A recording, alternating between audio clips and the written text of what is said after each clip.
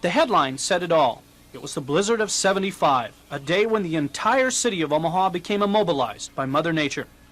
The storm hit the entire Midwest, killing 51 people. 10 died in Omaha, most the result of heart attacks or exposure. I can remember the snow started early in the morning, and while the city had crews out early to clean the streets, it soon became a losing battle. The storm dumped up to 16 inches of snow on the city in a 24-hour period. It also packed winds of up to 60 miles an hour. By mid-afternoon, people trying to get home from work found every street in the city snowed shut, and traffic came to a halt. People spent the night anywhere they could, in bars, restaurants, or such as this one that was to be the home for these people for 24 hours. At City Hall, a weary Public Works Director, Terry Pesic, took the blame for the paralyzed city.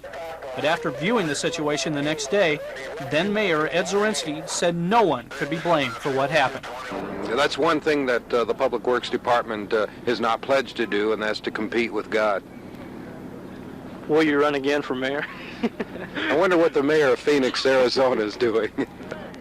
Recently, Senator Zorinsky reminisced about the blizzard and says he has many memories that he can recall, such as the order he gave the street in front of his home be cleared last to appease the people. He said there is one question, however, he never did get answered about the storm's impact on Omaha. So it was devastating. As a matter of fact, I never, in retrospect, went back to take a look at it, but there must have been some direct correlation 9 months later between the new births in this city, because nobody could get out of their homes. It was days before the city ever returned to normal, before buses could run and children could even walk to school.